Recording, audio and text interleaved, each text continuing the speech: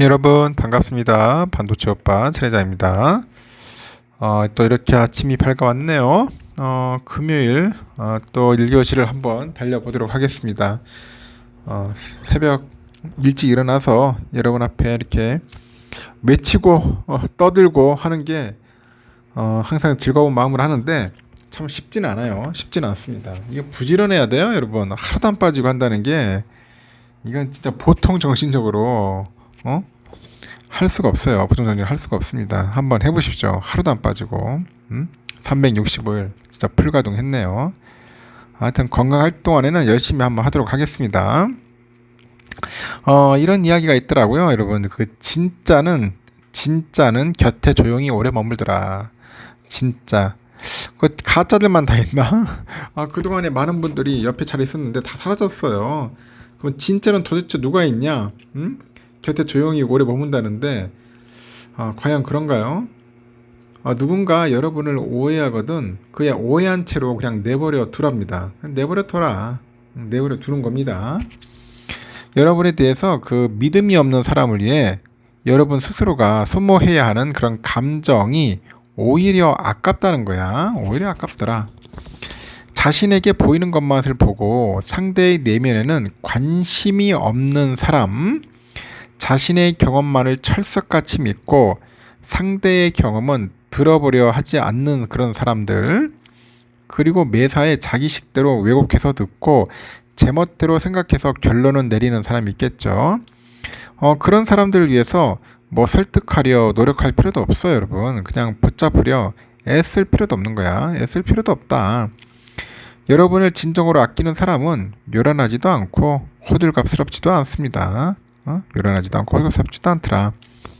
그냥 여러분 곁에서 아무 말 없이 응원해주고 지지해주는 사람, 진짜는 그렇게 당신 곁에서, 여러분 곁에서 조용히 오래 머무는 사람을 말하는 겁니다. 진짜. 여러분 뒤에 진짜 있어요? 가짜만 더 바글바글 하는지 모르겠어. 하여튼 진짜가 있어야 돼, 진짜.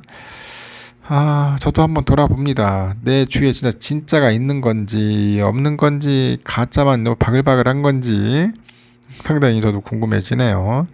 하여튼 진짜라도 있었으면 좋겠습니다. 한 명이라도 두 명이라도 있었으면 좋겠어요. 하여튼 진짜가 많은 사람들은 이제 행복한 거죠. 행복한 겁니다. 하여튼 진짜를 만들어 봅시다. 알겠죠?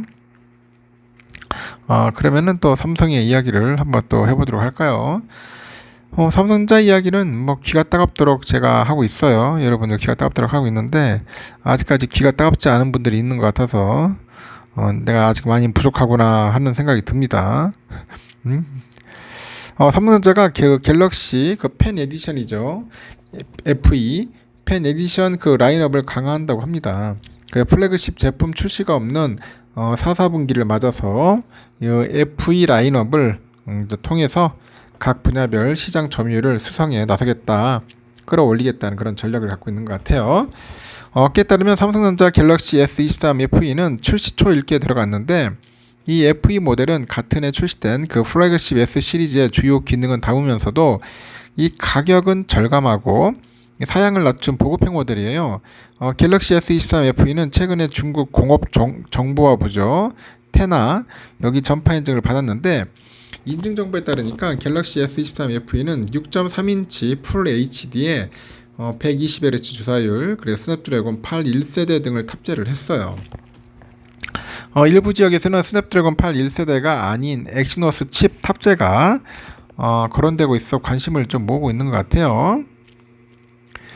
또한 5천만 화소의 메인 카메라, 1200만 화소의 초광각 카메라, 800만 화소의 망원 카메라, 이렇게 구성된 후면 카메라하고 1000만 화소의 전면 카메라를 비롯해서 8GB 램, 128, 256 내장 메모리, 4370mAh 배터리 장착했다고 하는 것 같아요. 크기는 76.5에 158에 8.2mm, 무게는 210g이라고 하는 것 같습니다. 올해부터 갤럭시 A 시리즈 중 최고가 모델인 갤럭시 A7 시리즈를 출시하지 않으면서 그 빈자리를 갤럭시 S23 FE가 대체할 가능성이 높다고 하는데 올해 2, 4분기에 갤럭시 A34, A54가 시장 점유율 수성을 해줬다면은 4, 4분기에는 갤럭시 S23 FE가 그 역할을 해주는 셈이겠죠? 태블릿 분야에서는 FE 라인업이 전 출시를 눈앞에 둔 것으로 보이는데 최근에 삼성 사이트를 통해서 갤럭시 탭 S9보다 저가형 모델인 갤럭시 탭 S9 FE, 갤럭시 탭 S9 FE 플러스가 이제 포착된 바가 있어요. 갤럭시 탭 S9 FE는 10.9인치에 갤럭시 탭 S9 FE 플러스는 12.4인치죠. 그리고 두 제품 모두 엑시노스 1380에 그 S펜하고 45W 고속 충전을 지원합니다. 용량은 8기가 플러스 128기가짜리 있고 12기가에 256기가 있어요. 색상은 그레이, 라벤더, 민트, 실버 이렇게 네 가지 종류로 나올 거로 예상이 됩니다. 무선 이어폰은 갤럭시 버즈도 FE 라인업이 처음 나올 것으로 예상이 되는데 독일 IT 전문 매체에서도 갤럭시 버즈 FE 사진을 입수했다고 이를 공개를 하더라고요. 이 사진 속의 갤럭시 버즈 FE는 2019년 갤럭시 버즈, 20년 갤럭시 버즈 플러스를 떠올리게 하는 디자인을 갖췄다고 합니다.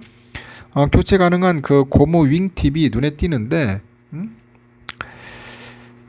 중국 IT 매체에서 그래요. 갤럭시 버즈 2 프로하고 버즈 2 가격을 고려하면은 갤럭시 버즈 FE는 한 $100 정도 되지 않겠냐 그렇게 이야기를 하는 것 같습니다. 나오면 한번 여러분들 구매해도 괜찮겠네요. 저렴한 거 사세요. 돈 없는 사람들이 굳이 막 비싼 거 사가지고 쓸 필요 없습니다. 그 기능도 다 못 쓰는데. 이런 얘기했대. 영세한 국내 팹리스 기업들에게 정책 자금을 n분의 1 해서 나눠주는 것보다는 삼성 파운드리에 대단위로 집중 지원하는 것이 국내 시스템 반도체 시장을 활성화시키기 위한 방안이다. 이렇게 이야기하는 사람도 있어요. AI 반도체를 포함해서 시스템 반도체 산업이 각광받고 있죠. 그 근간으로 꼽히는 팹립스 산업을 부응하기 위해서 이제 파격적인 제안이 나왔습니다. 글로벌 매출 점유율 1%는 초라한 그 한국 팹립스 산업의 악순환을 끊기 위해서는 선택과 집중을 통해서 대대적인 지원 정책이 효과적이다 그런 지적이 있는데 팹리스는 시스템 반도체 산업의 두뇌 역할을 해요. 그 제조 분야를 담당하는 파운드리 산업이 발달돼 있더라도 이것의 수주를 맡길 고객사인 팹리스 기업이 없다면 탄탄한 시스템 반도체 생태계가 조성될 수 없다고 하죠. 업계 관계자들은 각자 도생이 아닌 삼성 파운드리 중심의 그런 생태계 강화가 필요하다고 입을 모으고 있는데 칩의 그 시제품을 제작해 볼 수 있는 MPW 그 프로그램 횟수를 늘릴 수 있도록 삼성전자 중심의 생태계를 설치해야 한다 그런 이야기도 있습니다.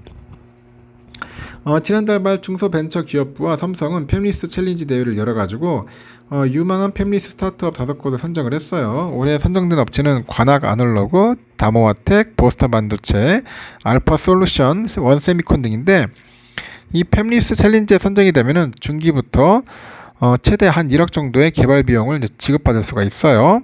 하지만 개발비보다 더 중요한 혜택이 있는데 삼성전자의 그 MPW 프로그램을 지원받을 수 있다는 겁니다. 이 MPW는 뭐냐? 이 웨이퍼 한 장에 여러 개의 칩 설계물을 제작하는 과정인데 이 팹리스 회사들이 각자의 설계도를 제출을 하면은 삼성 파운드리가 한 장의 웨이퍼에 여러 회사들의 칩을 모아서 만들어줘요. 시제품을 만들어서 설계를 검증할 수 있기 때문에 제품 상용화를 위해서 꼭 필요한 단계로 꼽히고 MPW 서비스가 없으면은 한 장의 웨이퍼를 직접 팹리스 업체가 구매해서 테스트 칩을 제작해야 합니다. 여러 기업이 모여서 한 장의 웨이퍼를 구매해서 칩을 새길 때마다 원가 부담이 급증하고 그 자본력이 약한 이 팹리스들로서는 큰 부담을 느낄 수밖에 없다는 그런 분석도 있습니다. 현재 국내에서는 삼성전자만이 MPW 프로그램을 지원하고 있고요. 업계 관계자들은 국내 팹리스 산업을 활성화하기 위한 그 출발점이 바로 삼성의 그 파운드리의 MPW 프로그램 확대라고 입을 모으는 것 같습니다. 이렇게 팹리스 생태계가 선순환 구조를 이루려면 일단 삼성 파운드리가 제공하는 MPW 횟수가 늘어나는 것이 가장 중요하겠죠. 경쟁사 TSMC의 경우 전향적으로 MPW 횟수를 늘려서 이 작은 그 팹리스 회사들과도 오랫동안 신뢰 관계를 구축을 해서 잠재적인 고객사를 늘려왔다고 합니다. 삼성은 올해 29회 그 MPW 프로그램을 지원하는데 전년 대비 5회 늘렸고요. 12인치 웨이퍼 17회, 8인치 웨이퍼 12번, 12회, 내년에는 12인치 웨이퍼 18회, 8인치 웨이퍼 14회로 올해보다 10%가량 늘려 총 32회를 지원합니다. 그런데 아직 경쟁사 TSMC보다 부족하다네요. TSMC의 경우 공정에 따라 매달 진행되는 그 MPW 프로그램이 대다수라는데 업계 관계자들은 TSMC 연간 MPW 지원 횟수가 약 120회로 삼성 파운드리에 비해서 한 서너 배 정도 더 많다고 합니다. 지적을 해요. 삼성 파운드리의 그 MPW 프로그램과 개발 일정이 맞지 않거나 특정 횟수의 지원 회사들이 몰릴 경우 국내 팹리스 업체들도 어쩔 수 없이 TSMC 등 다른 글로벌 파운드리 기업의 시제품 제작을 맡기는 경우가 빈번합니다.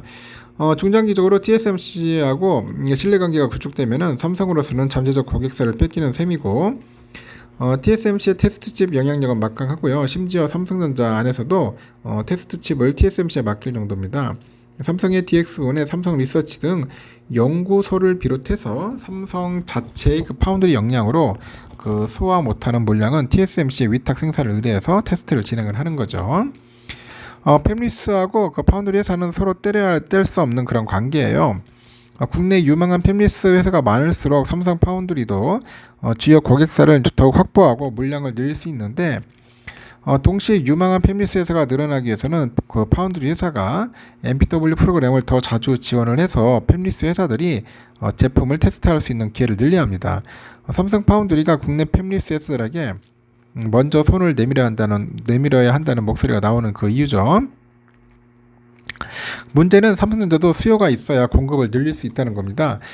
국내 팹리스 생태계가 충분히 활성화되지 못한 상황인데 MPW 프로그램을 갑자기 늘리기에는 부담이 있고 즉 국내 팹리스 시장 확대가 먼저냐 삼성 파운드리 MPW 지원이 먼저냐 닭과 달걀의 싸움이다 그런 이야기를 합니다. 이런 가운데 딥X 대표가 김노건 씨인데 영세한 국내 팹리스 기업들에게 정책 자금을 n분의 1 해서 나눠주는 것보다는 삼성 파운드리 중심으로 해서 이 대단히 지원이 국내 시스템 반도체 그 시장을 활성화시키기 위한 방안이라고 하죠. 그러면 삼성 파운드리의 MPW 프로그램이 더욱 파격적으로 나올 거고 그 결과적으로는 팹리스 업체들한테는 기회가 더 많이 돌아갈 거라고 합니다. 반도체 업계 관계자도 정책적인 경제적인 지원을 통해서 삼성 파운드리가 MPW 프로그램을 더욱 확대할 수 있도록 유인책을 제공해야 한다 그런 이야기도 합니다. 일단은 보다 통 큰 지원이 필요하다는 지적도 있어요. 통 큰 지원. 아날로그 칩을 설계하는 그 다모아텍의 정후민 대표는 지원금이 쪼개져 나오다 보니까 장기적 관점에서 칩을 설계하고 사업을 이끌어가는데 한계가 있다고 해요. 현장에서는 꾸준하고 확실한 대단위의 지원이 절실한 상황인데 반도체 설계에 필요한 디자인 툴과 IP하고 MPW 프로그램을 종합적으로 지원하는 정책이 필요하다고 하는 목소리도 있어요. 실리콘밸리에서는 TSMC의 MPW 프로젝트하고 시노칩스 그 디자인 툴을 합해서 스타트업에게 무상으로 공급하는 프로그램이 있다고 합니다. 반면에 한국에서는 이런 프로그램이 없어가지고 창업 후 설계 툴하고 IP 그리고 MPW 제작과 관련한 수십 개의 파트너사들을 모두 만나가지고 각각 협상해야만은 딥엑스의 칩을 제작할 수 있었다고 하죠. 다행히 올해부터는 정부하고 서울대 시스템반도체 산업진흥원이 유망 스타트업을 선정해서 이제 관련 지원을 시작한답니다. 올해는 25개의 시스템 반도체 스타트업이 선정이 됐어요. 최대 6억 원의 사업화 그리고 연구개발 그 매칭 자금이 또 있겠죠. ARM의 IP 무상 제공하고 설계 자동화 툴 무상 지원이 있고 삼성 파운드리 MPW 프로그램 등이 이제 제공이 됩니다. 장기적으로 한국 팹리스 생태계 육성의 근본적인 한계를 해소하라는 요구도 있는데 인재의 부족 해결과 히트칩이죠. 히트칩 육성 그리고 시스템 반도체 육성 단지 구축 삼성 시스템 LS와의 관계 재정립 등은 꾸준히 거론되는 주제라고 합니다. 시스템 반도체 설계 인력의 부족은 국내 생태계의 만성적인 문제로 지적이 되는데 단기적으로는 설계 아카데미를 구성해서 중장기적으로 석박사 확대가 필요하다는 지적이 제기돼요. 고대역폭 메모리 같은 그 메모리 중심 칩을 제외하고 전 세계적으로 히트친 국내 시스템 반도체가 없다는 것도 문제로 꼽힙니다. 엔비디아가 최근에 시총 1조 달러를 넘어선 결정적인 계기는 H100 등 소위 없어서 못 판다. 없어서 못 판다는 그런 세계 최고 수준의 이 GPU가 있기에 가능하다는 거예요. GPU. 엔비디아하고 퀄컴 등이 만드는 그 히트칩이 국내에도 나올 수 있도록 국가적인 지원이 필요한 겁니다. 그러니까 히트칠 만한 그런 칩을 만들어야 한다는 거예요. 그럼 반도체를 만들어야 한다. 그래야지 대박 치는 거지. 연구 개발할 수 있는 시스템 반도체 육성 클러스터에 대한 요구도 나오는데 삼성이 경기도 용인 등의 파운드리 클러스터를 구축하고 있지만은 이는 위탁 생산 거점일 뿐이에요. 그 첨단 칩 설계를 위한 정책과는 다소 동떨어졌다는 그런 평가도 있어요. 그 용인과 인접한 경기도 지역에 팹리스 기반의 반도체 클러스터죠. 이거를 조성할 필요가 있다는 그런 대안이 나오는 이유도 있어요. 여기에 삼성 시스템 LSI하고 국내 팹리스 업체 간의 그 건전한 협력 관계를 주문하는 목소리도 있습니다. 삼성의 경우에 이 파운드리 사업부하고 팹리스 기능을 하는 그 시스템 LSI 사업부가 별도 법인으로 분리되어 있지 않다고 하네요. 때문에 그래서 국내 팹리스 관계자들 중에 상당수는 칩 설계 기술이 시스템 LSI에 이전되는 것을 걱정하는 경우가 많다고 합니다. 하여튼 그런 의견들이 있어요. 삼성은 두 사업이 별도로 분리되어 있다고 강조를 하는데 여전히 업계에서는 약간 우려 섞인 그런 시선이 있겠죠. 일단 TSMC가 언제나 강조하는 게 고객과 경쟁하지 않는 파운드이기 때문에 TSMC가 신뢰할 만하다는 점인데 삼성 팹리스 기능과 국내 팹리스의 건전한 생태계 문화가 구축된다는 인상을 줘야지 국내 기업들이 더욱더 적극적으로 삼성 파운드리하고 협력할 수 있을 거라고 강조를 합니다. 앞으로 참 가야 할 길이 머네요. 멀고 더 열심히 해야 할 것 같습니다. 삼성의 소식은 여기까지 하겠습니다. 여러분 좋은 하루 보내시고 또 다음 시간에 또 뵙도록 하겠습니다. 오늘은 불타는 금요일 즐거운 하루 보내세요.